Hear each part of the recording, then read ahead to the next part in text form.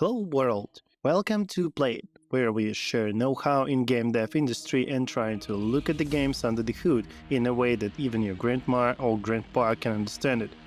Today we want to look at the game mechanics of Atomic Heart, highly anticipated first-person shooter set in alternate Soviet Union. Atomic Heart has been in development for a long time and we finally got a chance to dive into this game, right? So, what do we have here, our fellow comrades? Let's find this out.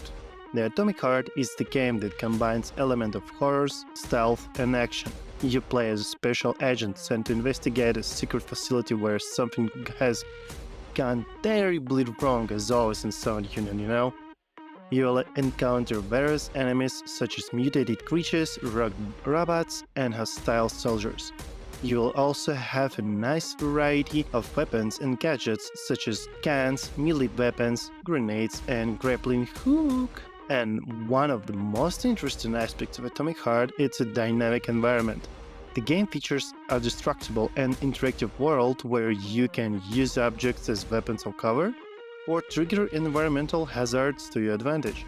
For example, you can shoot a fire extinguisher to create a cloud of smoke, or use a metal pipe to electrocute. Order 66. No, I said electrocute, not execute an enemy, and the game also has a physics-based combat system where you can knock down your enemies with the melee attacks or send them flying with a lot of explosions. But it's all just an overall gameplay appearance. Let's have a closer look at the most memorable and interesting game mechanics. First, there is a scanner. This device lets you scan your surroundings for clues, secrets, and enemies. You can use it to hack doors, find hidden items, and reveal weak points and enemies. And this scanner lets you interact with the environment in creative ways, such as turning on radios, activating machines, or triggering traps. This scanner is a great tool for exploration and combat, and it adds a lot of depth and immersion to the game. This scanner is quite good technique, but it's not completely new in the game world. The possible inspiration could be from Assassin's Creed series, where the player should use the eagle view and points of synchronization to reveal details of the location. Atomic Heart moved further and got rid of routine that we all don't like it, right? I trust in you guys, we don't like routine, hope so. That you have to go through every time to scan locations, so they made this process of scanning on spot. Moreover, the dev team made a huge update to a scanner that now it can interact with surroundings like finding weak spots or hacking doors. Hello, Watch Dogs! In any case, this is a very good example of how to not to create from fresh, but take the existing one mechanic and improve it. Awesome job! Red Army can be proud of you, Mantfish team. Second, there is the telekinesis. This ability lets you manipulate objects with your mind and use them as weapons or shields. You can also grab anything that's not nailed down, from rocks and bottles to chairs and corpses, and hurl them at your foes with deadly force. No, Star Wars, it's not about you. You can also use telekinesis to solve puzzles such as moving platforms, opening valves, or activating switches. Telekinesis is a blast to use, and it gives you a lot of freedom and creativity in how you approach each situation.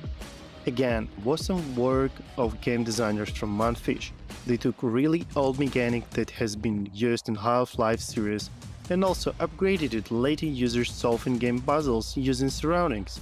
However, we can see the concept of puzzles, it's not that unique as we go through the game, right? The same puzzle idea you can find many times in the game. That's not huge a disadvantage, but a point that can be improved for a AAA project, isn't it? Third, there is the cartridges. There are special items that you can find or craft throughout the game, and they give you various buffs or abilities for a limited time. For example, you can use the fire cartridge to set your weapon on fire, a shock one to stun enemies with electricity, or a health cartridge to heal yourself. You can also use cartridges to modify your scanner or telekinesis, such as increasing their range, power, or duration. Cartridges are very useful and versatile, and they let you customize your playstyle according to your preferences.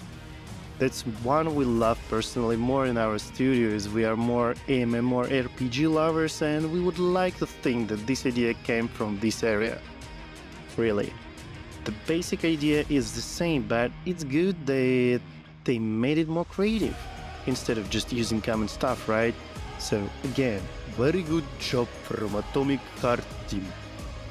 Overall, Atomic Heart is not without its flaws, and it has interesting ways of using existing mechanics and style considering the setting of the game.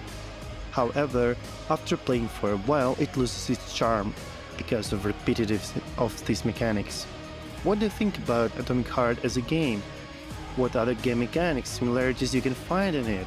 Leave a comment below and let's discuss it there. And if you like such content from us, make sure to subscribe, put thumb up, and let us know what game genres you would like to us to look under the hood or specific game projects.